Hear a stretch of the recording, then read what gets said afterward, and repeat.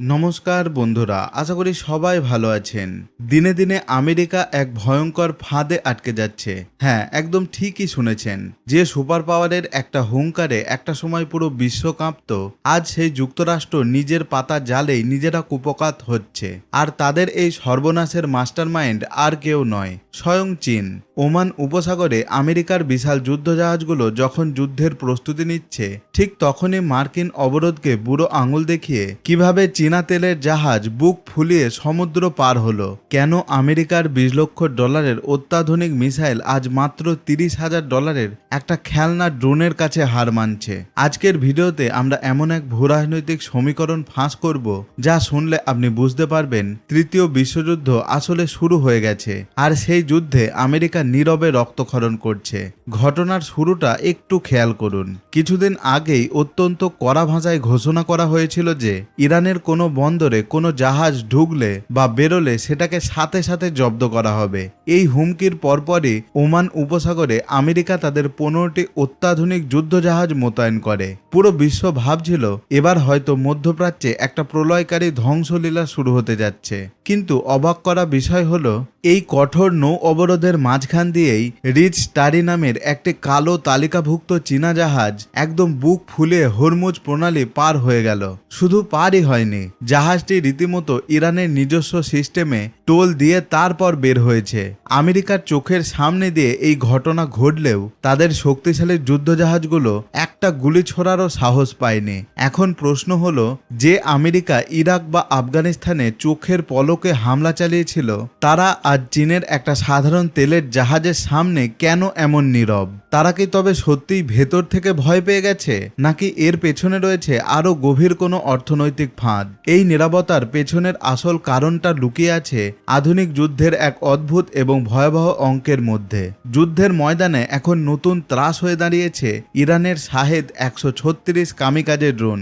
এই ড্রোনগুলো দেখতে খুব সাধারণ হলেও এদের পেছনের অর্থনীতিটা পেন্টাগনের ঘুম হারাম করে দিয়েছে। একটা শাহেদ ড্রোনের দাম বড়জোর $20,000। আমাদের দেশের হিসাব করলে একটা ভালো মানের বাইক বা সাধারণ গাড়ির দামের সমান। অথচ আকাশের উড়ন্ত এই সস্তা ড্রোনকে ধ্বংস করতে আমেরিকাকে ব্যবহার করতে হয় তাদের বিখ্যাত প্যাট্রিয়ট মিসাইল। আর এখানেই লুকিয়ে আছে ইতিহাসের সবচেয়ে বড় ট্র্যাজেডি। আমেরিকার ছোড়া একটা প্যাট্রিয়ট মিসাইলের দাম প্রায় $20 লক্ষ। একটু গভীরভাবে চিন্তা করুন, ইরান যদি কোনো রাতে একসাথে 100টি ড্রোন আমেরিকার কোনো ঘাঁটির দিকে ছুড়ে মারে, তবে সেই ড্রোনগুলোর মোট দাম হবে মাত্র $20 লক্ষ। কিন্তু সেই 100টি ড্রোন আকাশেই ধ্বংস করতে আমেরিকাকে খরচ করতে হবে প্রায় $200 মিলিয়ন। এখন আপনিই বলুন, একটা দেশ যতই ধনী হোক না কেন, $20,000 খেলনা ঠেকাতে কতদিন তারা $20 লক্ষ মিসাইল ছুটতে পারবে? এই অসম লড়াই কি আমেরিকা শেষ পর্যন্ত দেউলিয়া হয়ে যাবে না? আর ঠিক এখানেই পর্দার আড়াল থেকে খেলছে চীন। চীন খুব ভালো করেই জানে যে আজকের দিনে সরাসরি যুদ্ধ করে আমেরিকাকে হারানো চরম বোকামি। তাই তারা বেছে নিয়েছে প্রক্সি যুদ্ধের এই অর্থনৈতিক মডেল। একদিকে চীন তাদের মিত্র ইরানকে ড্রোন এবং মিসাইল প্রযুক্তি দিয়ে শক্তিশালী করছে, আর অন্যদিকে সেই ড্রোনগুলো ঠেকাতে গিয়ে আমেরিকা তাদের বিলিয়ন বিলিয়ন ডলারের অস্ত্র ভান্ডার খালি করে ফেলছে। অনেকেই হয়তো ভাবছেন, ড্রোনের যুগে আমেরিকার এই শত শত মিলিয়ন ডলারের ফাইটার জেটগুলোর তাহলে কি হবে? ইউক্রেন যুদ্ধের দিকে তাকালে আমরা দেখতে পাই মাত্র $500 ড্রোন কিভাবে কোটি কোটি টাকার ট্যাঙ্ক ধ্বংস করে দিচ্ছে। কিন্তু চীন এখানেও একটা ডবল গেম খেলছে। তারা জানে শুধু ড্রোন দিয়ে পুরো পৃথিবীর সমুদ্র দখল করা যায় না। তাই তারা একদিকে যেমন সস্তা ড্রোন বানাচ্ছে, ঠিক তেমনি অন্যদিকে তৈরি করছে পৃথিবীর সবচেয়ে বড় নৌবাহিনী। অর্থাৎ তারা সস্তার প্রযুক্তিতেও বিশ্বকে চ্যালেঞ্জ জানাচ্ছে, আবার ভারী অস্ত্রের ক্ষেত্রেও আমেরিকার ঘাড়ে নিঃশ্বাস ফেলছে। সবচেয়ে ভয়ের বিষয়টা হলো এই আধুনিক যুদ্ধের সাপ্লাই চেইন। আজ পুরো বিশ্বের প্রায় 70% কমার্শিয়াল ড্রোন তৈরি হয় চীনে।